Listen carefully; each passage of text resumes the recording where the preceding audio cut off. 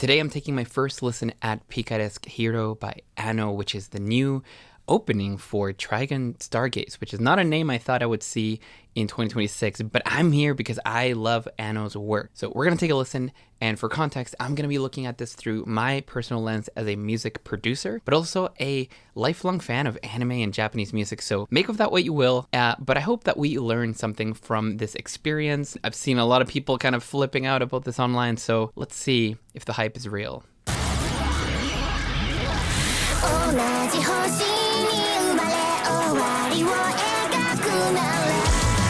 Oh yeah.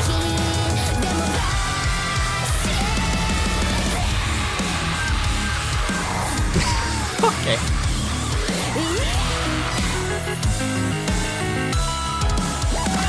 Wow. Okay. I think we gotta pause even just there. There's so much going on, right? Like starting so bright and kind of cheerful, and that is just so classic Anno, just subverting your expectations by giving you something really cheery and then just screaming in your face with something really heavy. That production on this is already, I can tell the metal side of this is really cool, but I hope that we hear more of it, so let's keep going.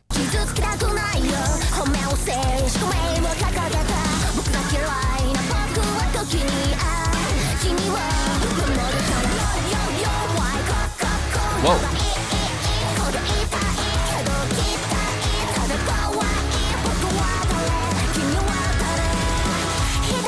Whoa, okay. This is interesting. Mostly like I'm trying to kind of place this like in my mind, like where does this fit in? Like it definitely has a more modern edge than a lot of J-pop and J-rock that we hear, but it also has a little bit of a Western guitar vibe. Like there's just something about like the way that those guitars are playing in the background really sounds more like metalcore. Progressions we're hearing, they're kind of like that typical 4-3-6 thing going on. The production on her vocals is just so tight though. It's just like, especially in that next section that just started up here. Just listen to that for a second.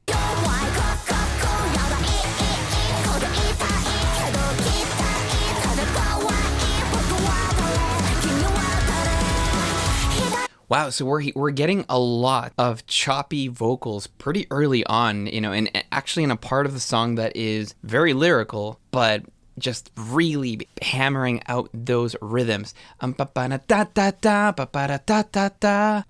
if you can tell, but there's some vocal layering happening, and everything is just so precisely synchronized and then cut up. That is not how a vocal sounds, just with a compressor and some layering.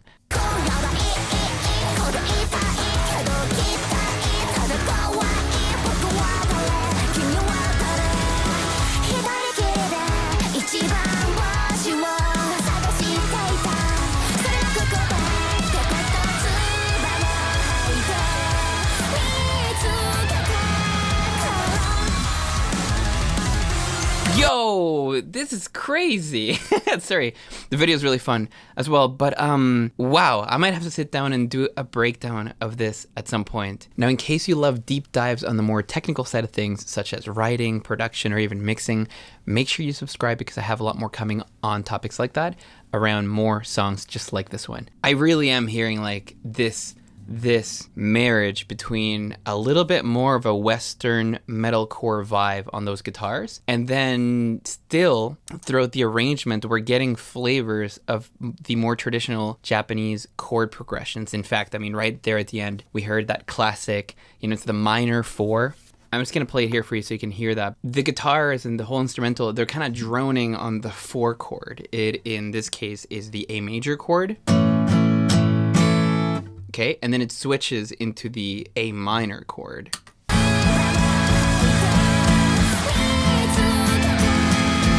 We've heard Anno do that same thing in ZZZZ Dai Seiki, and I wonder if that's just something she really likes. It is something you find a lot in a lot of Japanese music in general, but curious spot to find it in here. So let's keep going though.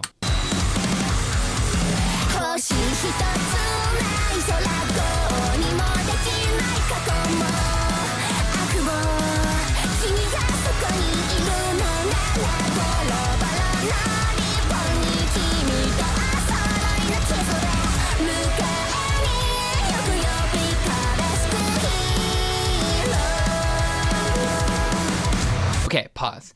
That feels nice. It feels really classic J-rock, but with, again, a bit of a heavier guitar tone and a heavier guitar section. I really like those leads kind of jumping off and bouncing off on the sides. That melody, da da da da da da da, like that just feels really classic. You know, she's still going for that flavor of like, hey, this is an anime opening, but the guitars are just like kind of down-tuned and pretty heavy. I mean, I don't know how low that is, but maybe we can check after. Pretty cool stuff. Now, nothing too out of character there. If anything's missing, you know, just in terms of like classic J-rock and J-pop, to me would be, you know, maybe some of those like soaring kind of high strings or piano octaves in the lead. But honestly, this is such a heavy track that it doesn't really need it anyway. Let's keep going.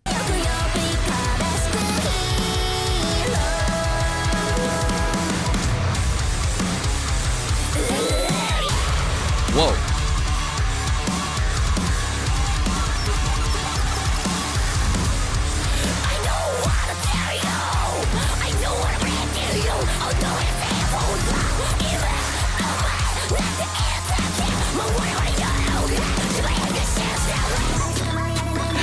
Wow, okay, wait. Remember what I mentioned about metalcore earlier? Like, I was getting flavors of like that metalcore guitar. This is like, I mean, this is starting to get into like some deathcore. Now, I don't want to get into like genre specifics, but this is like, you know, a very heavy metal sound. It is very detuned. It's very dissonant. It does not follow like any of the progressions we were hearing earlier. This is one of those sections that is really just meant to create contrast, to showcase the chaos. I'm almost getting a feeling of like Ano is like the ultra woman type hero that, you know, becomes huge and fights all the monsters, but actually inside she is kind of like a demon. She's like the villain in all of this. I don't know, this is just what I'm feeling hearing that. Her screams are bananas.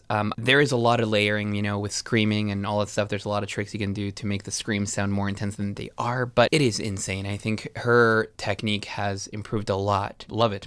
Let's keep going.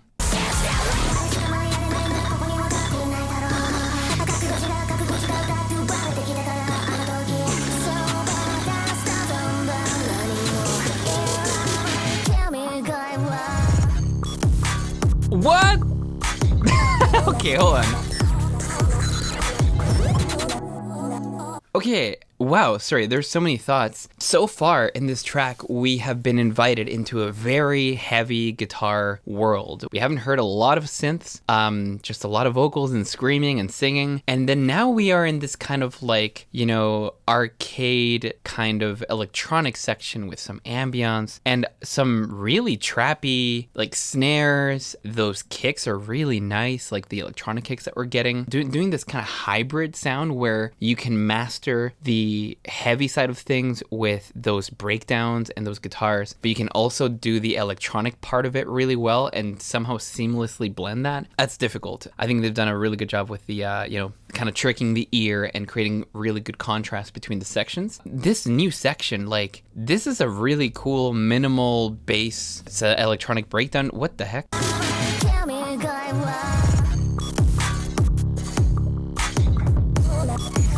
Cool. Wow. Tempo change? Nice.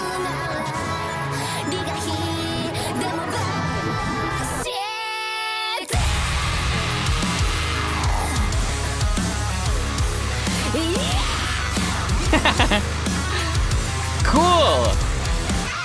Okay.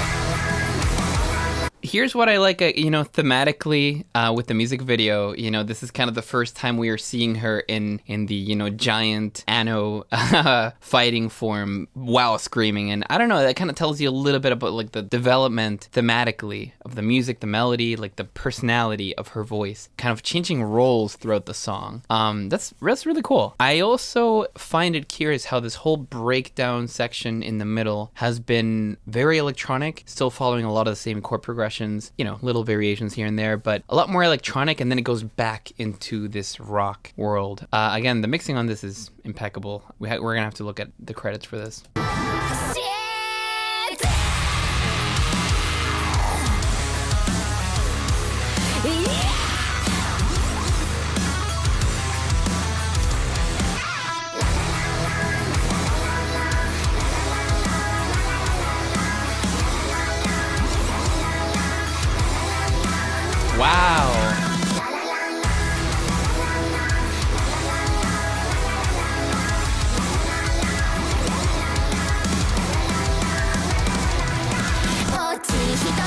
Okay, well, one more chorus. Hold up. So that little kind of bridge section, I like the brighter edge on the guitars. You know, we have little melodies, like these riffs happening on the guitars, and they are really outlining a more major kind of vibe. You're getting a little bit of a brighter feeling, even though they are heavy, they are deep, they're down-tuned. It also reminds me of, if anyone out there is a fan of like Poppy, you know, if you like the contrast of Ano, you might really like Poppy. I think she's a fantastic artist who is also doing this kind of thing where she contrasts the light and the heavy, both in her voice, but in the arrangements with the producers that she works with. So really cool stuff. Let's finish off with this chorus.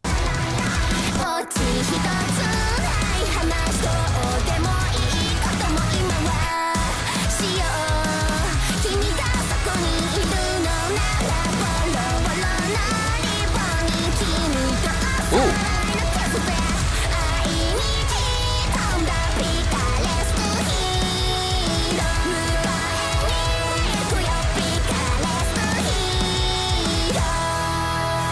Cool. Super twinkly at the end. Now, after hearing that final chorus, I did notice, you know, when we're getting this motion, harmonically speaking, in the song, where we normally do like a 2, 3, and then a 4 in Japanese music, we could do. In here, we are getting the 2, we're getting the 3, and then it like drops like an octave to like a drop A on the guitar. So that is, it's a very deep tuning. You're gonna need a 7 string at least for that. Let's hear that again.